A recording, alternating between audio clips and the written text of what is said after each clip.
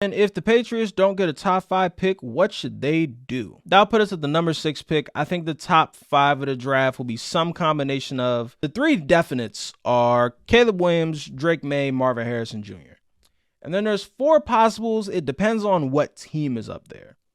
JJ McCarthy, Bo Nix, Michael Penix Jr., and Oluwa Mashanwu. I'm West African and I just butchered that. I'm sorry to all the Nigerians out there.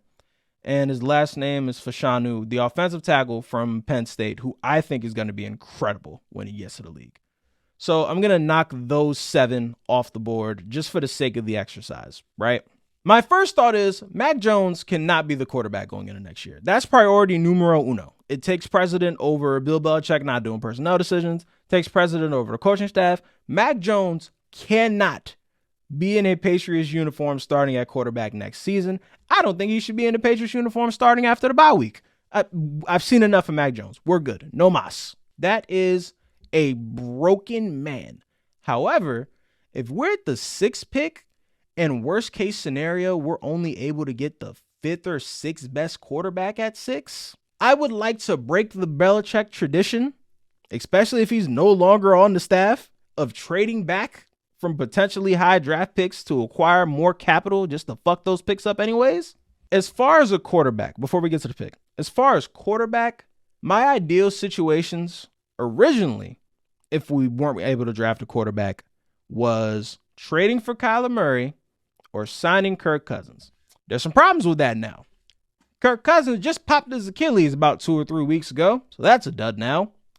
He's not going to be ready to play until mid next year, maybe. Contrary to what Aaron Rodgers wants to tell y'all, Achilles tears still take about a year. Still pretty long recovery process. And Kyler Murray is going to do everything in his power to make sure the Cardinals don't have a high enough pick to draft a quarterback, so he's probably out of the question too.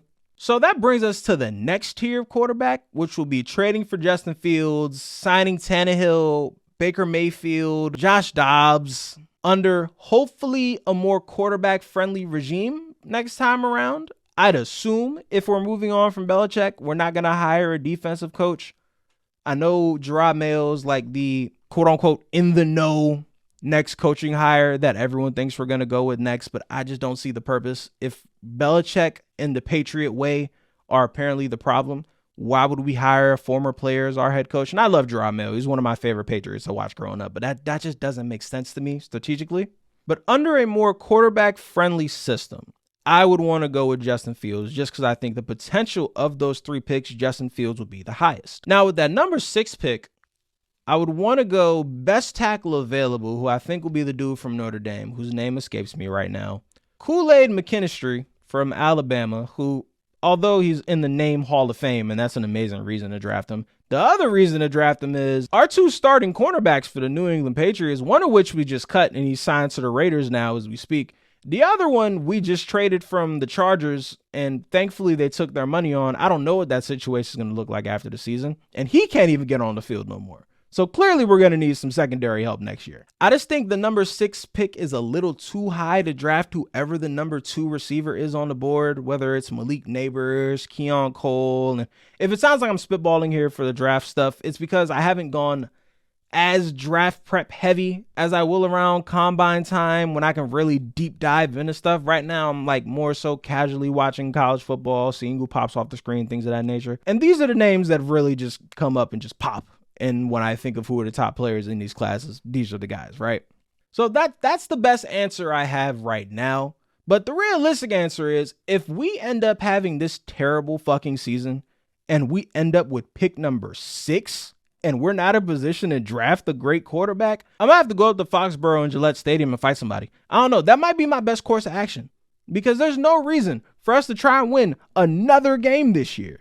The 2 teams who we will be fighting for a higher pick, the Giants and the Broncos, the ones we have left on our schedule, the Broncos look like they're trying to win now, so there's no reason for us to have to beat them. And the Giants, look, losing to Tommy DeVito might be hard. It might be hard. Maybe they have Tyrod Taylor back by then. I pray for Tyrod's health so we have a better chance of tanking that day. But I don't know, man. That's just rough. Bruh, I swear to God, if we end up going through this terrible season and not have a top 5 pick, I'm gonna be mad if we don't end up with a 1 pick. If we end up at 6, oh my